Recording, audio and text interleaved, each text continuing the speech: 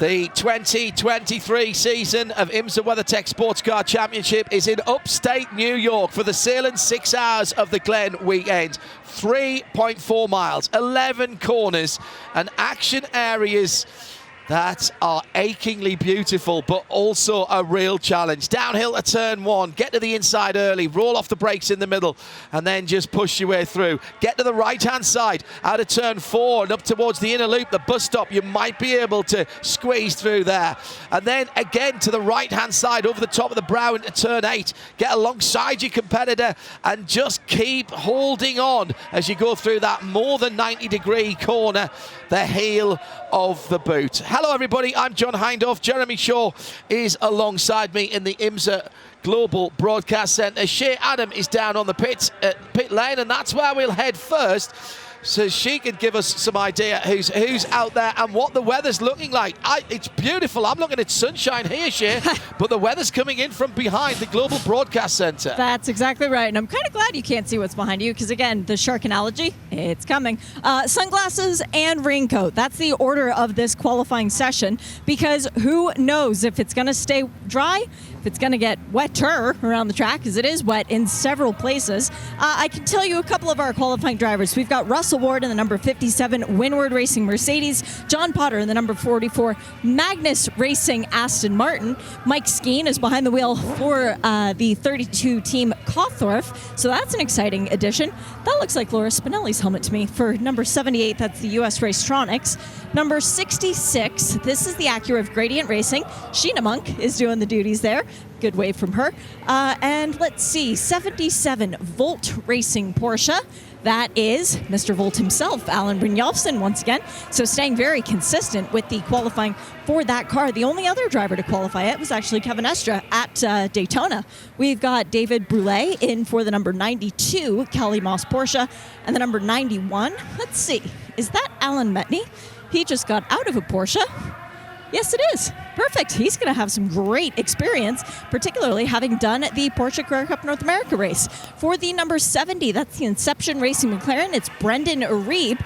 And now the car that I was most interested in, because they were involved in an accident during that last practice, got turned down across the nose by Mark Fame in an LMP2 car. The number 1 machine, Paul Miller Racing, that's Madison Snow. Let me get to the front right of the car. Completely brand new. And the last time we qualified at Watkins Glen, John, in mixed conditions, Watkins Glen 2021, Snow put it on pole. Shea Adam down there in the pit lane. So wherever you are joining us from, just after 6:15 in the UK, 7:15 in Europe, live international TV feed, live free. No blocks, no breaks. Get it in the US as well for qualifying here for the IMSA WeatherTech Sports Car Championship. I know many of you will be tuned in at just after 1:15 Eastern time. The weather, I mean, the numbers don't tell the story. The air temperature is 23 Celsius. The track temperature easing up to 33 Celsius. So that's much warmer than we saw it earlier on today, and that will, I think, give the guys a little bit better run as far as the tyres is concerned. That, by the way, is 91 Fahrenheit on the track, 73 in the air. Jeremy Shaw, we saw a little practice qualifying session from the prototypes, at least at the end of free practice too. That was quite exciting. But then again, there was only 9 prototypes and the 8, 9 GTD Pro cars. We've got 29 cars here with a combined GTD field, effectively, making up the 4th of 4 classes. This is going to be about getting a clear spot on the racetrack, and the drivers and the teams are going to have to work together here. Yeah, and what's going to be even more difficult is there's going to be a fairly wide variation on the lap times in this session, because new for GTD non-pro this year is the fact that you can nominate any of the drivers to qualify and then start the race. In the past, it always has to be the bronze-rated driver, or bronze or silver, that you would have to qualify the car. That's not the case anymore, so there's a lot more strategic options for the teams. We do have GTD B as well listed. That is the Bronze Cup, is it not? In that category, which I've seen that before. it's a bronze driver, should I say, in that car, because you don't need a bronze. You could do it with a gold and a silver, of course, in that category. So Jürgen Conrad. Oh, okay, that's weird. Has that been on there before? Have I just not noticed it? I'm not sure. I'm not sure we've had as many for sure in the past. Very interesting. However, put that to one side. Localised shower at the top of the S's. And when I mean localised, I mean literally maybe 40 or 50 yards at the top of the hill. It's also a little bit damp on the entrance and through turn 8. Well, I was about, what, 400 yards away from there, sitting outside between turn 10 and 11, sitting outside enjoying a spot of lunch and chatting with Michael Lewis, who's getting ready for the Michelin Pilot Challenge race coming up. And we had a few sprinkles of rain, but nothing more than that. So we were astonished to hear that they went yellow. Then we could sort of hear your commentary, so we figured out what was going on. But from looking where we are now, we look down towards the village of Watkins Glen. Clearly there's a shower just to the east of us now, because the other side of the valley for a little while you can't see anything at all. Oh, yeah, so we've got these localised showers around. We're just going to hope there aren't any thunder activity in there, because there's certainly, that was the threat, was for thunder showers. Well, turn 8 looks like it's dried up, and we've got cars heading around. It's the Lexus twins at the front of the line, the 14 and the 12. The 14 is the 14 is the Pro car, the 12 is the Amclar, and Heart of Racing in trouble early on. Oh, yes. Right rear puncture, and the car is taking the shortcut. Now that's them done. That's them done. Even if you can bring the pits, you can't change the tyre. No. You're not allowed to touch the car. So no, that is bizarre. Looks like a tyre's come off the rim. Is it the rim that hasn't been? No, that is, I was about to say, is it the rim that's not been fastened on? Could be, of course. Now here's a question. You're not allowed to touch the car in the pits. If he'd parked that up and had a spare tyre in the back, could he have jacked it up and changed it himself? No, I'm being facetious. Yeah, but I mean, I'm not quite sure why he's bothering to drive it around, to be perfectly honest. The smarter thing, I would have thought, would be just park it out on the racetrack and let them bring it in on a flatbed. Yeah, it's a loose wheel. You don't want to do any more damage to that wheel. Yeah. It is a loose wheel. It's a loose wheel, and it's throwing aluminium swarf off there as it's grinding away. It's not going to do it any good at all. It's not going to do any of the cars any good. So that is Ross Gunn saving himself a walk back home, and a spin for Alan Brynjolfsson just beyond where Ross is. He's coming. No, that's the inner loop. So possibly still wet tyres from the remarkably localised shower at the top of the hill. Got on the grass. Alan misjudged his braking on the way in to the inner loop and looped it on what might be damp grass. Maybe thought he was still driving a Carrera Cup car. Well, yeah. Extraordinary to see from the top of turn 4, halfway down the straight. Actually, it's gone a bit further down now. It looks like someone's had a fire hose on the track. It is absolutely extraordinary. So Alan Brynjolfsson in the Volt Porsche, number 77 car, continues. Here come the Lexuses across the line. Now, those are the two fastest cars in the morning practice session. Actually, with Aaron Tielitz in a non-pro car, fractionally quicker than Jack Hawksworth in the pro car. So there's a little feather in Aaron's cap. He did a 145.320 to the 145.342 for Jack. And of course, Aaron did his lap before the final 15 minutes, where there's only the pro cars on the track, which is the 9 GTD Pros plus the GTP cars. So the track was even clearer for Jack Hawksworth. So really hats off there to Aaron Tielitz. So he's good, but that doesn't matter. What does matter is now. Shea Adam has the Heart of Racing, Aston and Ross Gunn right rear, Shea. Right rear, the wheel fell off when they put it up on the air jack, and the weird thing is they keep trying to tighten it and loosen it to see if the threads are stripped. Oh, that's going to be a much bigger job for this crew actually overnight. So they've already lost what would have been any times that they've set by touching the car during qualifying. It may not then leave the pit lane, so their qualifying session is done, but they're trying to see what's wrong with the car. And now, for an extra bit of salt in the wound, Ross Gunn has to sit behind the wheel of the car for the remainder of this session. They've also machined out the inside of the race wheel with the brake caliper where it's been running on that. Extraordinary. Yeah. Well, that'll make a great coffee table for someone. Yeah, that's all it's good for. Oh, another spin for Alan Brynjolfsson in exactly the same place at the inner loop. Keeps the flat six motor moving. He's getting the consistency down then, isn't he? Yeah, hang on, that's not the Villeneuve way, Alan. It's spin once at every corner, not spin every time at the same corner. Again, I reckon that's damp. Yeah, it is. What's happening? Bizarre analogy here. I used to work at an indoor karting centre, and we added an outdoor loop to the indoor karting centre, and we used to think it was very funny to send everybody out on slicks into the outdoor when it was raining a bit. But what used to happen was, of course, you would drag the wet into the indoor as well. So the first extremely fast left-hander as you came back in to the kart school, which was, I mean, it was 1.4 kilometres around. This was a big old engine shed at Shildon, birthplace of the railways. And you would drag it in and make that first quick left-hander really slick indeed. And that's what's happening into the inner loop. The very localised rainfall that fell from the top of turn 4 onto the straight down to the inner loop is being spread even by the slick tyres. That is horrible, because what's happening is, as you turn in, you're losing the grip on the back of the car. Yeah, well, no one's told Jack Hawksworth in that case. Okay. He's turned the fastest lap so far, 1:45.923. So that's less than 6 tenths away from the time he managed this morning in the full dry, perfect conditions. And almost a second quicker than Aaron Thielitz, who's currently second and first in GTD non-pro. Race breaking out at turn 1 between the bright green Lamborghini, and that now comes up to the top of the hill.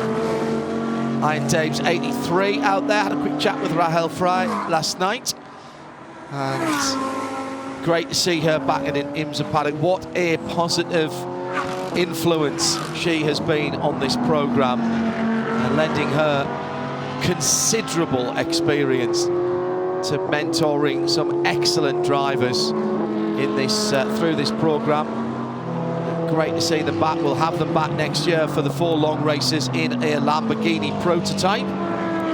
Loris Spinelli is on a good lap right now. He went purple in sector 1. He's now got purple in sector 2.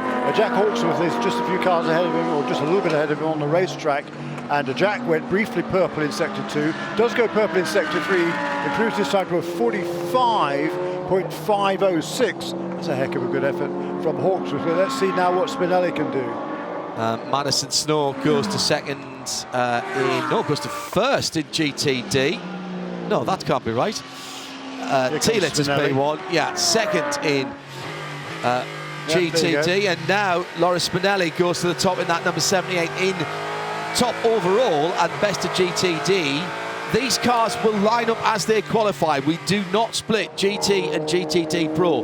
So at the moment it would be 78 GTD Lamborghini, 14 Lexus GTD Pro, 95 BMW as Bill Auberland drops in, but he's just been usurped by Jordan Pepper in the 63 Lamborghini as he came round. So if a GTD car, 5 GTD cars ahead of the best GTD Pro, that's how they will line up for the race start tomorrow. And the Sahlen's 6 hours of the Glen. We've got a race today, of course. Sahlen's 120 at the Glen for the IMSA Michelin Pilot Challenge. Porsche behind the wall. Bruley, I think. Yes, you're right, Jeremy. Good spot. And not behind the wall. He's just got a very long way off at the inner loop. I was looking at him through the catch fencing there. Madison Snow up to 4th overall and ahead of Aaron Thielitz.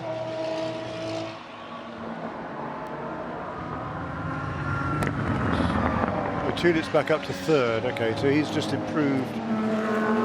Madison's just gone ahead of him. Yeah. And then they bounce back. Yeah, got it. So it's GTD and GTD Pro pole sitters, Lamborghini 78 and 62. Then the second and the second. 62's just gone to second. Yep. Yeah. So that's the Ferrari 296 GT3 of Daniel Surra. I think what we'll do, to make it slightly less confusing for us as well as yourselves, we'll just give you how they're standing, and we'll work out GTD and GTD Pro afterwards. So it's 78 Lamborghini at the moment for Forte Racing, then Racing Competition 62. That's a Ferrari, of course. I probably don't need to tell you that. Vassar Sullivan have their Lexus RCF GT3s in 3rd and 4th, 14 from 12. Jordan Peppers, the Iron Lynx Lamborghini number 63 in 5th. Jordan Taylor, oh please don't those two be together, the two Jordans.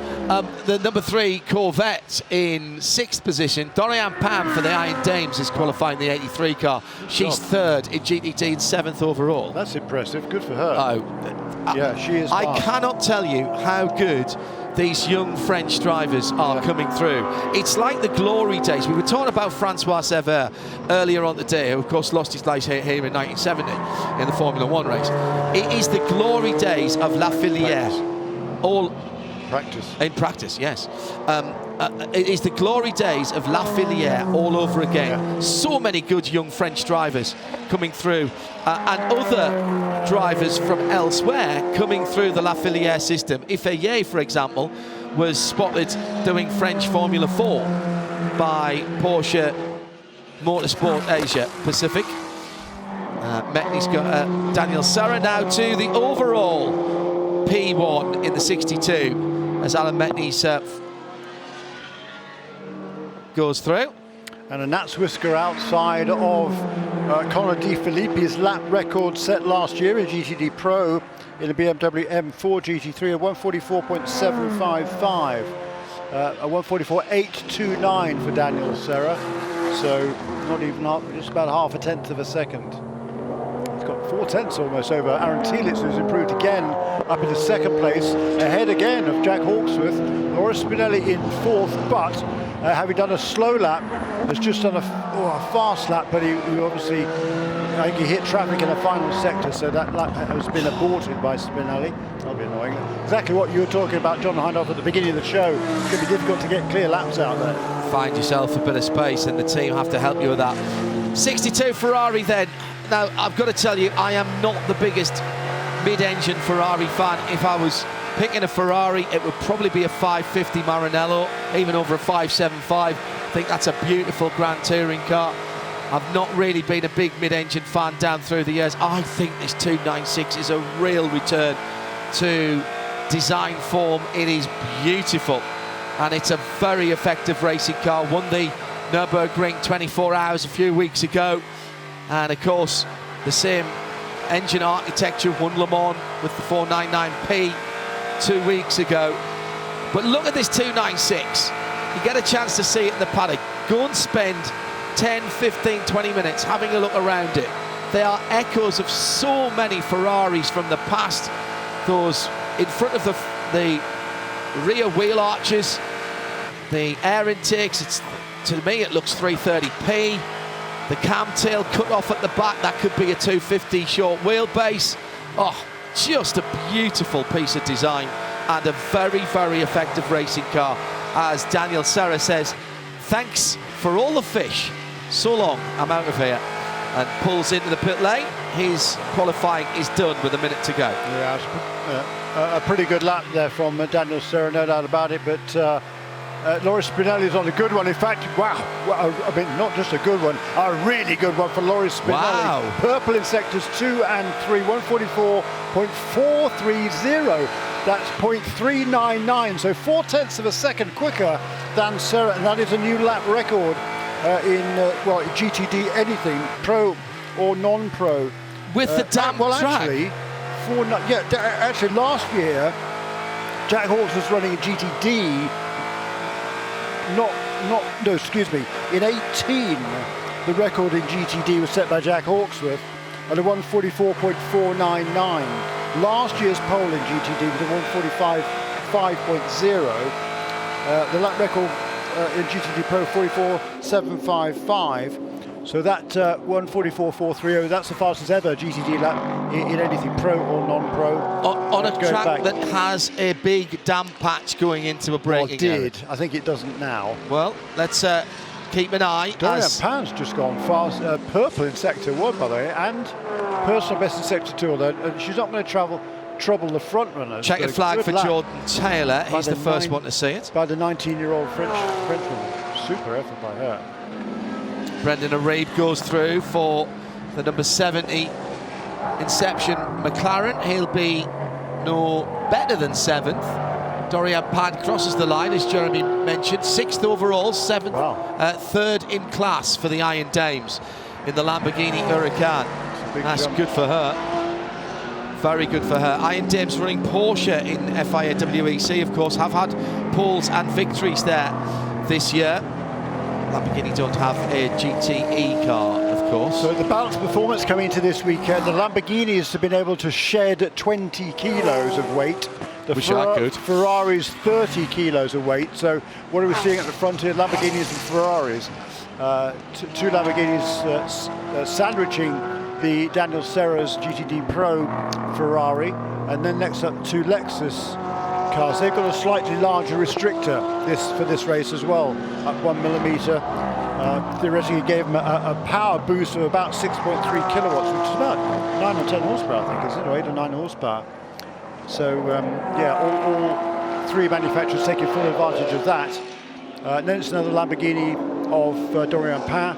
And then Madison Snow in the best of the BMWs, 7th quickest overall, 145.4.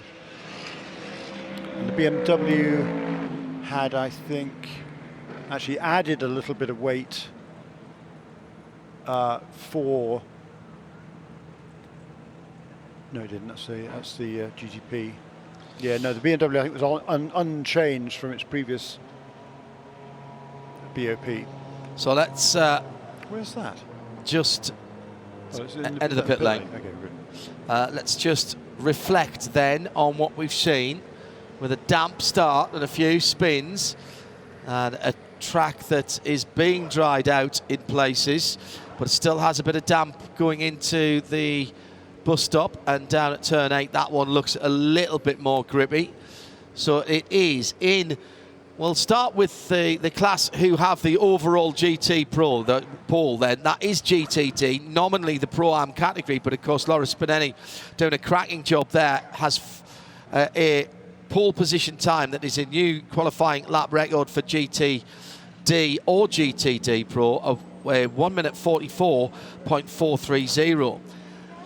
Lining up alongside him will be the GTD Pro pole sitter, because that is the next best time. Well done to Risi Competizione and to Daniel Serra for putting the 62 Ferrari on that front row. And his time of 1:44.8, 4/10 away from the pole time of Laura Spinelli. Row 2 will be the Lamborghini Huracan of Iron Lynx and Jordan Pepper.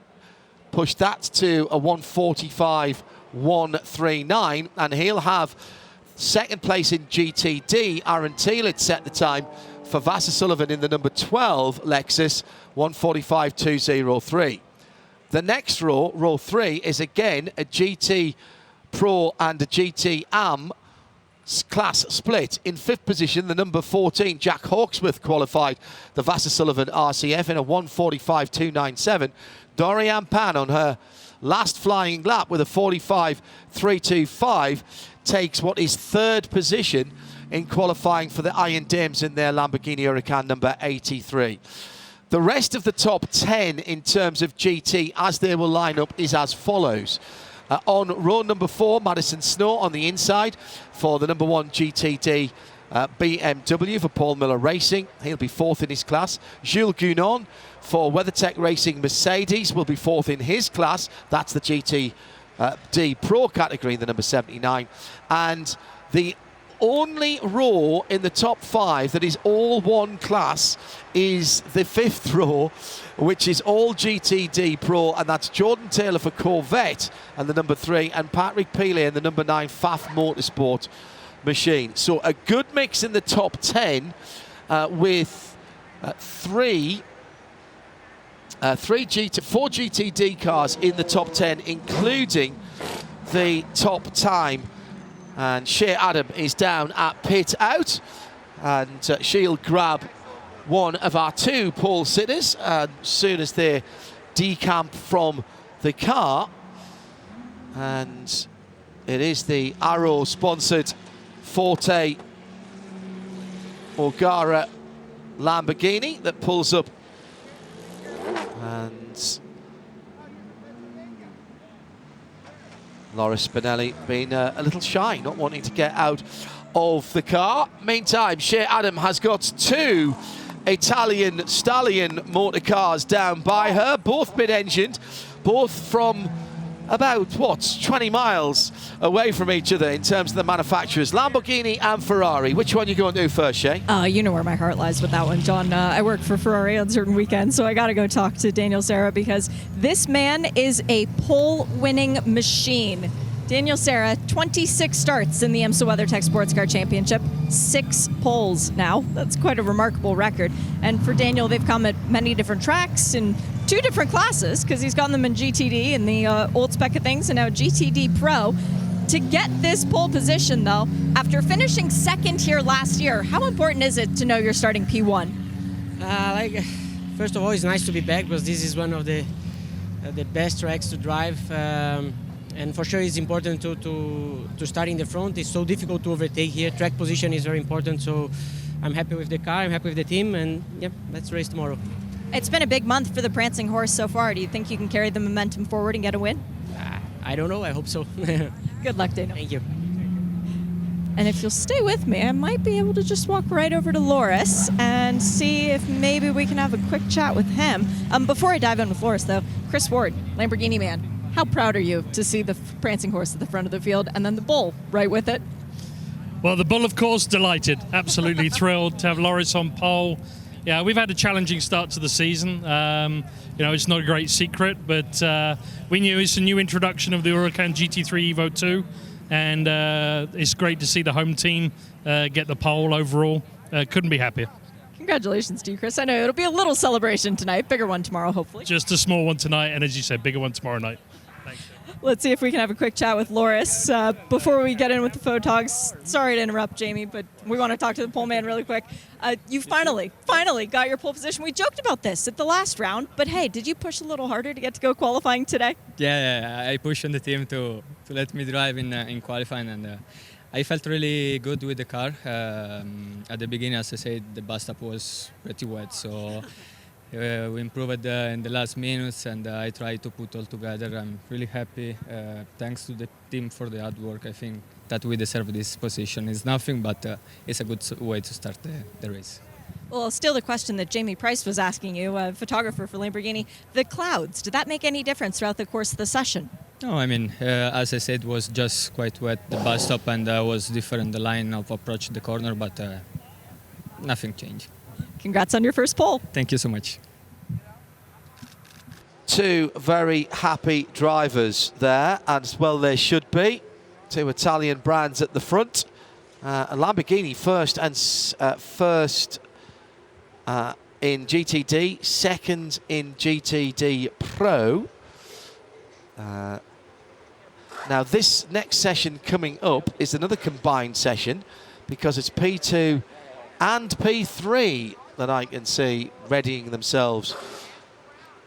So Shea should be able to give us some of the drivers because some of them are mandated, Shea. Exactly. It is the bronze driver who must qualify the car for the LMP2. So the 04 CrowdStrike by APR is going to be George Kurtz. In the 8, Tower Motorsports. If you haven't been with us yet this weekend, you might be thinking that is going to be John Ferrano. No, he is being replaced this weekend by Sally Yolick, still recovering from that back injury that he sustained at WeatherTech Raceway Laguna Seca. For the number 11, that is going to be Stephen Thomas, the pole man, going once again for another pole position here, but he's going to have to try and dethrone Ben Keating in the 52 PR1 Matheson machine, who's the guy who's been on pole the last 2 consecutive years at this track. The number 18, that's Era Motorsports, will be Dwight Merriman. And for the number 20, well, that's a change in my notebook as of today because Mark Vame is filling in for Dennis Anderson. Anderson not feeling quite up to the task, feeling a bit under the weather as he was going to leave for here today, deciding not to come. The other TDS machine, I talked about the 11, well, the 35 is John Falb, again, filling in for Francois Hérault, a man that we miss, and we can't wait to see you back at the next round. But John Falb, very capable as far as LMP2 driving is concerned, fairly newbie to Watkins Glen International. Eric Lux is the qualifying driver for Rick Ware Racing in the number 51, and Luis Perez Cambank will be the driver in the number 88. That is the AF course machine. Bright silver, the last time we saw this car was at the 24 Hours of Daytona with a different driver lineup. As far as LMP3 is concerned, I can only tell you 3 of the drivers for certain. Ori Fadani will be qualifying the number 13 for AWA because he is the bronze-rated driver and they do not have a silver under the age of 30.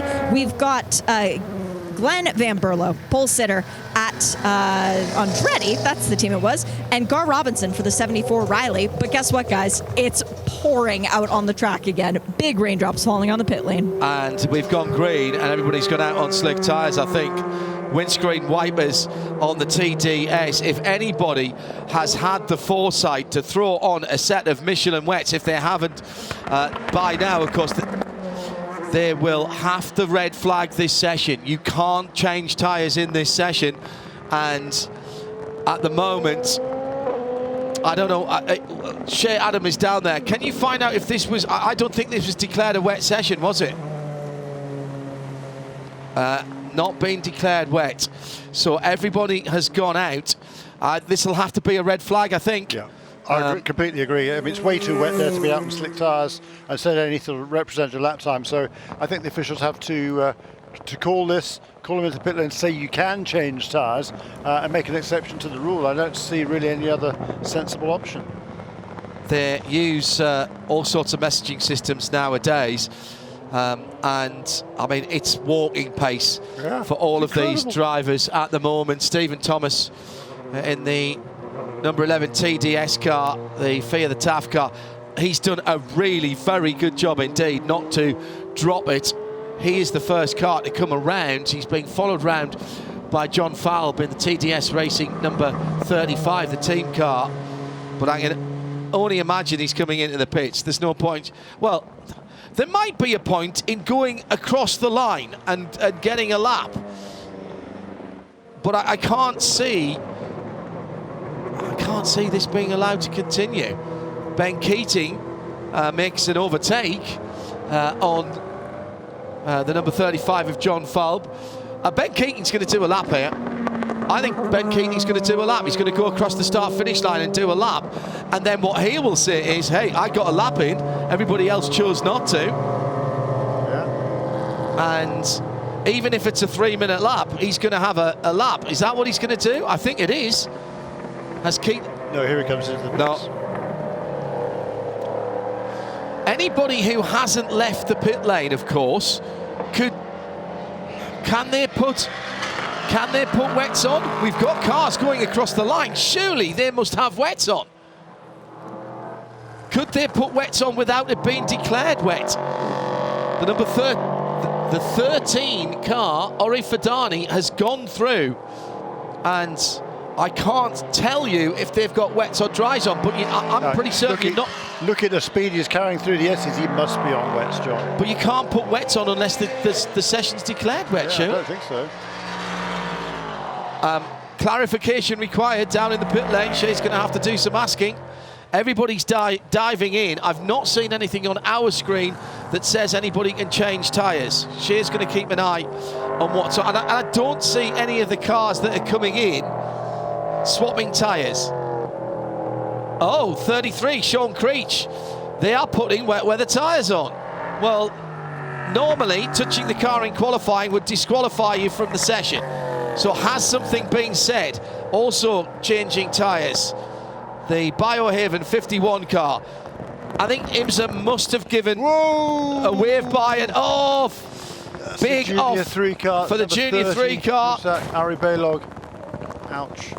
That is the number 30. And that was just aquaplanage. Water under the wheel. Oh, this is going to be a big one because there's another car doing exactly the same. It's going to hit it broadside. And it's Ben Keating who comes in and hits the other car. And now we get the red flag. Now we get the red flag. This is turn 7. And the toe of the boot. Toe of the boot. And that was 2 accidents in each. And here's the third one.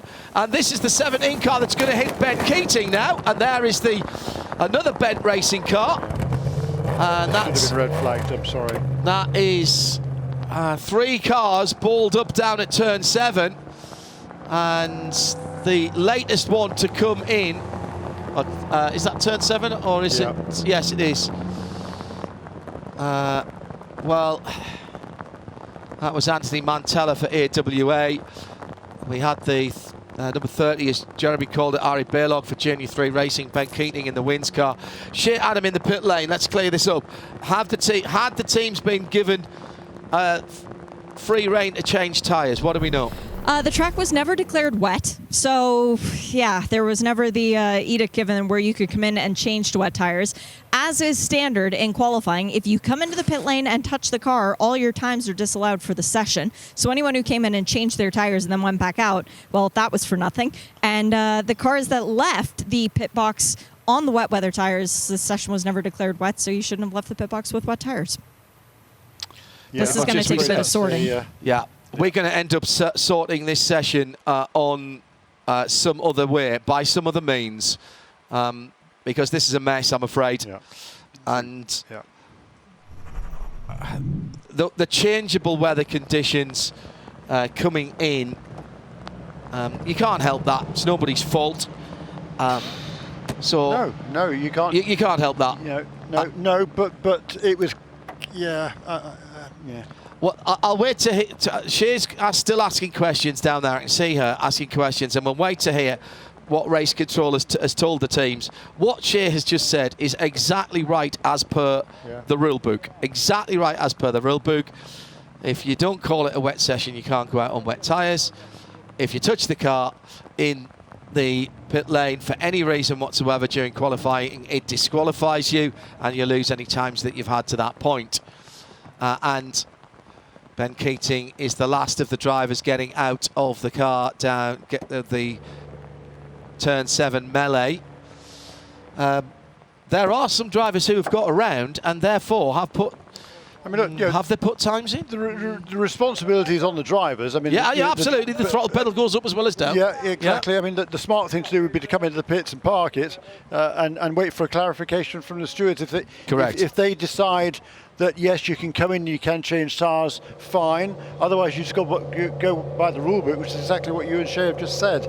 So, but by the same token, I don't understand, quite frankly, why there wasn't a red flag shown on that first lap, because it was a dry session. It was raining, not just spitting down, it was tipping down. So I think there's a little bit of responsibility there. But as I say, ultimately, it's the drivers that went off. I mean, they'd already been around there once.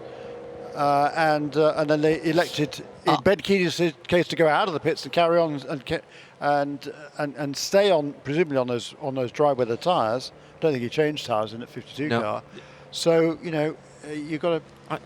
It's daft. I mean, we have some times, but I don't know if they'll be allowed. I don't think so. Because do we have any times? Well, we've got a 4:16 there by Sally Yolik. Well, yeah. I mean, there's not a complete lap time showing up. They're sort of they're out laps. Yeah, that's. We haven't. We're not going to hit minimum green flag time, I don't think, Shea, if we don't get restarted here, and we've got quite a big cleanup to do. Yeah, and we had 4 minutes elapsed before the red flag, something like that. Possibly. So we would need a minimum of 6 left on the clock to go back to green. Which there is now. That's the 6 minutes to go now. So. Yeah, so that would mean that this grid will be set by points for LMP2 and LMP3. Yeah. Look at that. And LMP3 has only had 1 points-paying race. Amazing that it is shiny, wet, going over the start-finish line and down at turn 1. It's dry, wet, but not completely dry. It's not completely wet, but not so completely dry either. Let me just see when the red flag came out. 18:49:43. And the green flag was at 45. So it was 4 minutes and 42 seconds, I reckon, or somewhere near that. Absolutely heaving down on parts of the circuit, including right opposite us into the pits here at the Global Broadcast Centre. Now, the next session, of course, will be wet, and you can declare it as wet. So the GTPs will go out and qualify on wet weather Michelin tyres. Yeah, which is a shame, because if it had stayed dry for that, I was really looking forward to seeing what times we could see. And the main reason for that, John, is that this morning the conditions were pretty good, but it was going to be warmer this afternoon. Correct. And these are the new harder high temperature tyres that have been introduced by Bridgestone for this race.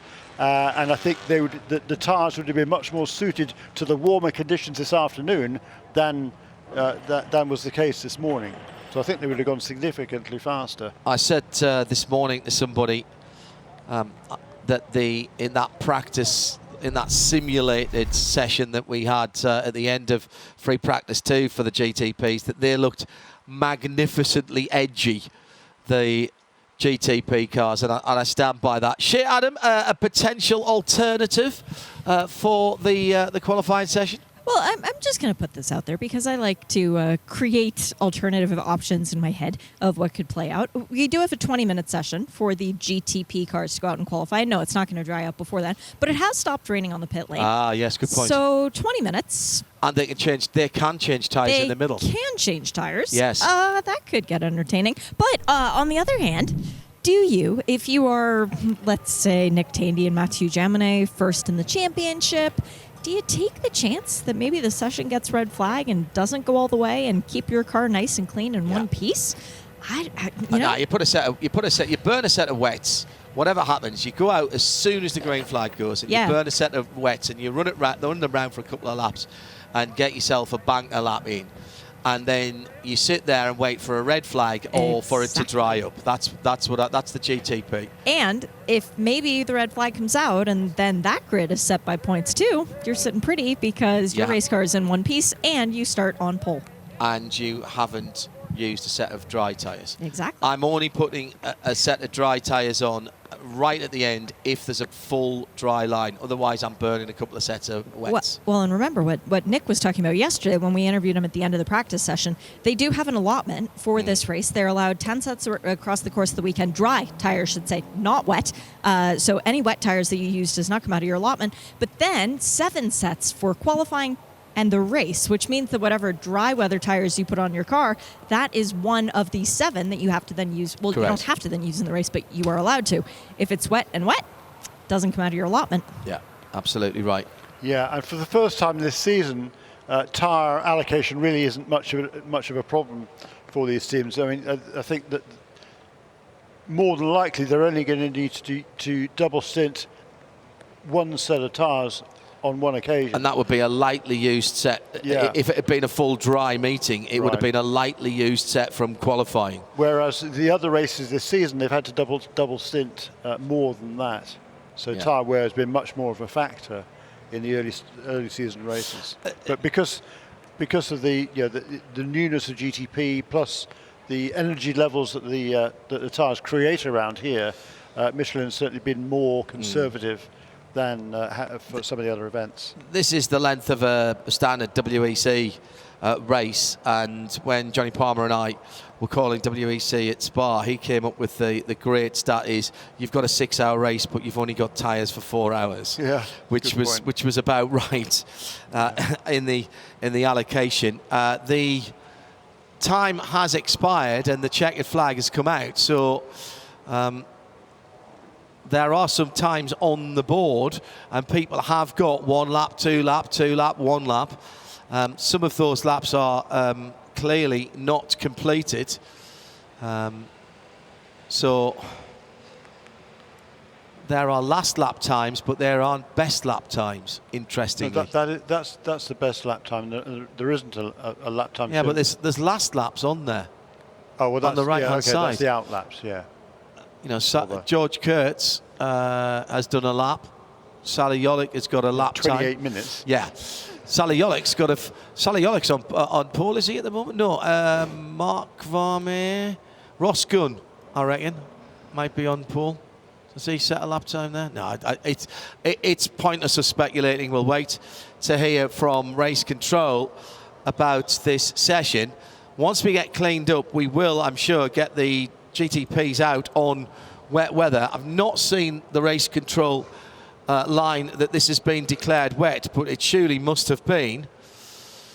None of the race control messages, no, it hasn't come up yet, but Shea Adam is down there, so we'll get her to keep an eye out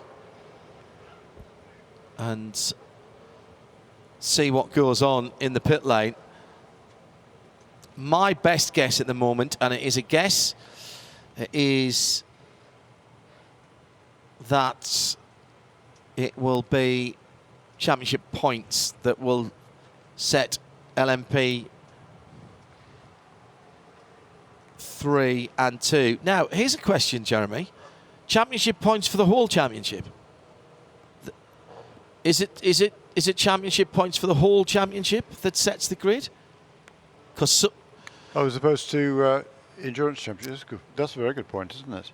Because some of these teams, you know, this is a endurance Michelin Endurance Cup event, and some of the teams are only doing that. Shea? Yeah. Yep. It is for the full season. Okay. So it does not include the non-scoring points race, which means that the team brand new to LMP3, the only team I can think that hasn't run a race yet this year, MLT Motorsports, they will start at the back of the LMP3 field. But Daytona wasn't a point-scoring race, Correct. though, was it? For LMP2 or LMP3, but LMP2 ran at Sebring and WeatherTech Raceway Laguna Seca, so they have two starts and thus a slightly different look to the start of the race tomorrow, i.e. if we do go by championship points, then P3, which will end exactly as Sebring ended.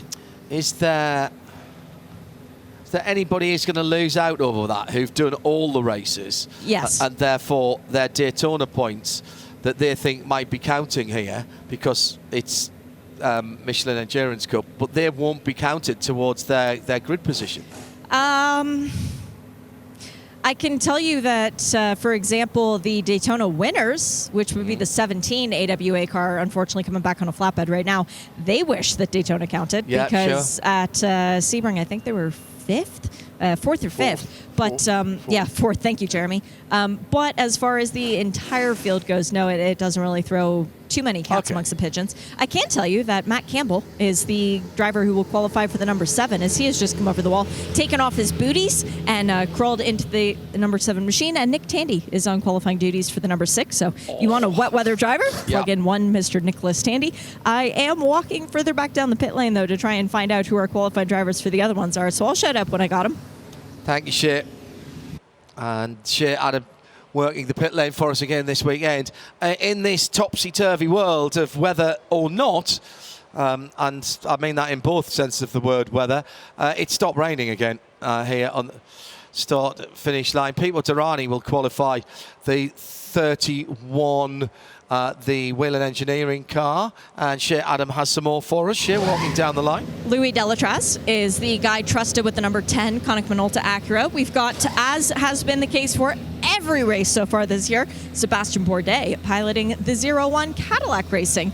Connor DeFilippi is behind the wheel of the 25 BMW. That is Augusto Farfus, I believe, in the 24. Yep, big Brazilian flag on the side of his helmet. And let's see, we've got the 60 Meyer Shank Racing Acura left to go. In these conditions, I mean, I know Tom Blomqvist has been the guy. I would put Colin Brown in. He's gotten pole here twice before. Oh, and there he is up on the box putting his helmet on. So it is Colin's time to shine, ironically, in the rain, as the rain is drying off a little bit. And for the 5 JDC Miller Motorsports machine, who is wearing a fire suit, who's ready to get in the car? Well, I don't see anyone on the wall, and they have a little tent over the car, so maybe the driver's already in there and just hiding. Oh, no, it's Timgen. It's who, sorry? It's Vanderhelm. Tiemann Vanderhelm. Yeah. Yep. Tiemann, actually, I think it is how you say it. T-I. Think of it as Oh, no, T-I-E. wait. No, that's Rocky. Just kidding. It's Rocky. Okay. So getting back to his normal steed after being at Le Mans, driving the Garage 56 Beauty. Big car, big crowd favourite. And Jamie Price's photograph of the whole grid, to me, the image of Le Mans this year. So much going on, that's a tough choice, but Jamie, you absolutely knocked it out the park. I know Jamie's here this weekend. Everybody else was up on ladders for the big grid shot with the whole grid together.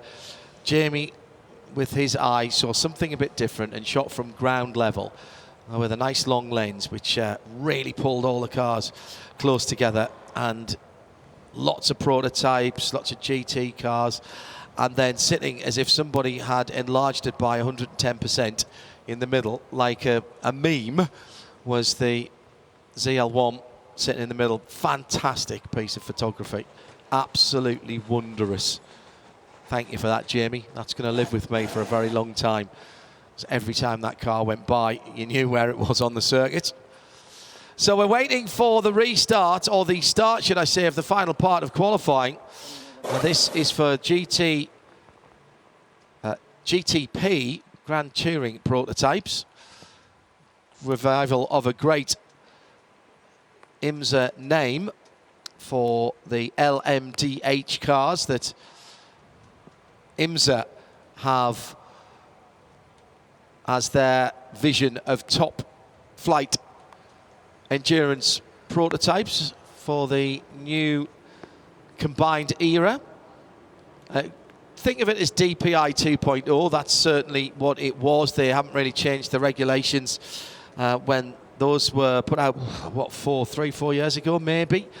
There was a little bit of refining to be done on them, but the manufacturers coming together as one, working in a collegiate atmosphere to make sure that the cars got on the track. Porsche doing a lot of the early testing for the hybrid systems, whilst the other manufacturers were still getting their cars ready to go testing. And what it's resulted in is an absolutely outstanding set of prototypes, all with the spec hybrid system and the spec battery system. However, the control systems around that, that's free. That is allowed to be developed by each of the manufacturers. So the ones and zeros that are controlling all the clever bits and pieces for the brake-by-wire, the harvesting of the energy from the rear wheels, the redeploying of the energy also to the rear wheels, they are only two-wheel drive cars, then that is all able to be developed and tuned and honed and changed by each of the manufacturers. And that is where there's been a heck of a lot of work going in the last year or so. Let's just remember that these cars are barely a year old. The Porsche was the first out, and that was at the start of last year. So that's just over a year old. The youngest, I think, the last car on the track, I think, was the Acura. And I think that was out around about July for its first test. It might have been the end of June last year. So that one is just a year old.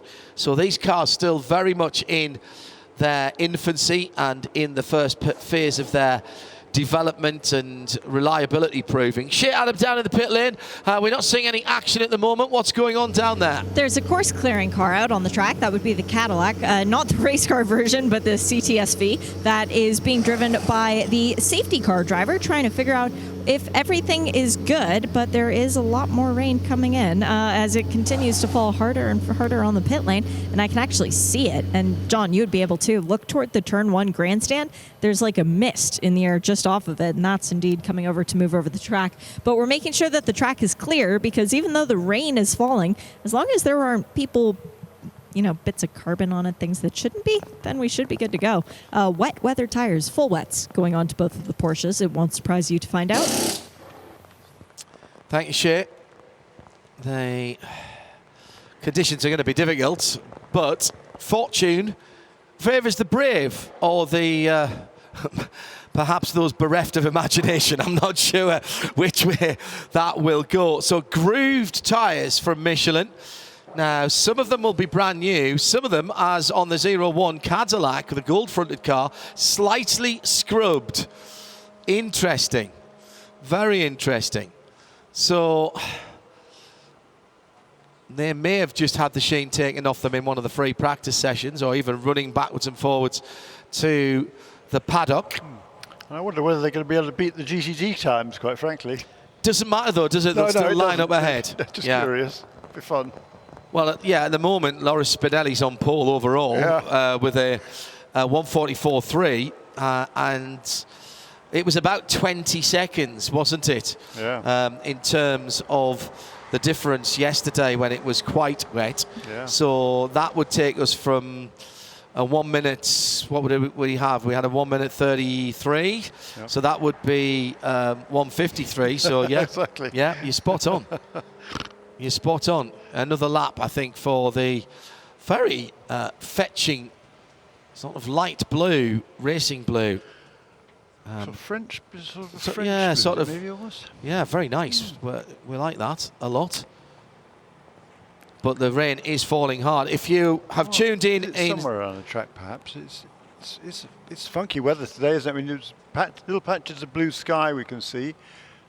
Clouds are various shapes and sizes and colours. I think the concern heavy rain off to our north, that's for sure. I think the concern, Jeremy, will be from race control that there is any large areas of standing water or water that is running across the track, and we're hearing that qualifying has been abandoned. So that is, I'm afraid, the word from race control. Shea Adam hearing that down in the pit lane. Shea? Session is abandoned, which means that this will be set by points as well, which means that Nick Tandy should be a very happy guy. Even though he didn't get to drive his Porsche in the rain, he should still be smiling because they will start from the first position for tomorrow's Sahlen 6 Hours of the Glen. Yeah, standing water and rivers at turn 5, standing water over the top of turn number 4, and also right on the top of the rise into turn 8 out of the toe of the boot in to turn number 8, the heel of the boot, and a lot of standing water in the curbs as well. So race control, after the conflagration that was the LMP2 and LMP3, deciding to play it safe. There is a mechanism to set the grid, and that will be done by championship points. So as Shea said, it will be a Porsche on pole. It's not an earned pole position, so it won't go down in the records as a first earned pole position for Porsche and the Porsche Penske 963, but it will be the number 6 car with the white stripes on it and the white swoosh down the side that will set off in pole position tomorrow, or at the front of the field, we should probably more rightly call it, for the Sahlen 6 Hours of the Glen. Let's take a quick final word from Shea Adam before we wrap things up. Shea? There's only one other race in my book of records, John, where the pole was not given because the grid was set by points. Watkins Glen 2015. That was the ultimate rain race. Ah, yes. Thank you, Shea. We've seen it in classes down through the years at various times.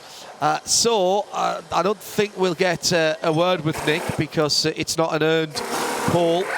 And it's very, very heavy rain now down in the pit lane. So, Jeremy, if you pull the points for the GTPs for the situation, so we know that'll be number 6 Porsche Penske Motorsport machine who will start from the first position. I hesitate to call it a pole. Who will be alongside when we go green tomorrow morning? One Wheeler Engineering Cadillac will be alongside it on the front row of the grid for tomorrow's race. Row 2 will be the number 10 Acura and number 01 Cadillac. Row 3, the BMW car number 25, and the second of the Porsche Penske cars, car number 7. Row 4, number 24, number 60, and then at the back will be of the GTP cars will be the number 5 JDC Miller Motorsports entry. And as far as as far as the LMP2 front row, front couple of rows is concerned. Again, that will be on championship points. Yep, in season championship points, it'll be the number 11 car on pole position in LMP2 alongside number 52 for PR1 Matheson Motorsports. So TDS Racing and PR1 Matheson sharing the front row. Tower Motorsports on the inside of row 2. CrowdStrike Racing by APR, number 04 on the 4th position. Aero Motorsports number 18 and TDS Racing's car number 35 will share the 3rd row. Row 4 will be number 20 of High Class Racing and number 51 of Rick Ware Racing, and then the 9 or 10, 9. So it'll be the AF Corsa car number 88, which did not take part in the race at Sebring. That will be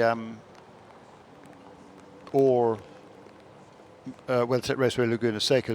That car's only competed at Daytona, which did not score for championship points. In LMP3, it'll be the Riley Motorsports number 74 on pole position alongside the AWA number 13. Row 2, JDC Miller Motorsports car number 85 and the AWA number 17. And then row 3 will be RV Motorsports in car number 4, Performance Tech Motorsports in car number 38. Row 4, Sean Creech Motorsports number 33 and Junior 3 Racing's number 30. And then row 5 will be the Andretti Autosport number 36 and MLT Motorsports car number 54. By the way, the prototypes for Detroit in 2017 was also set by points because the session was stopped early.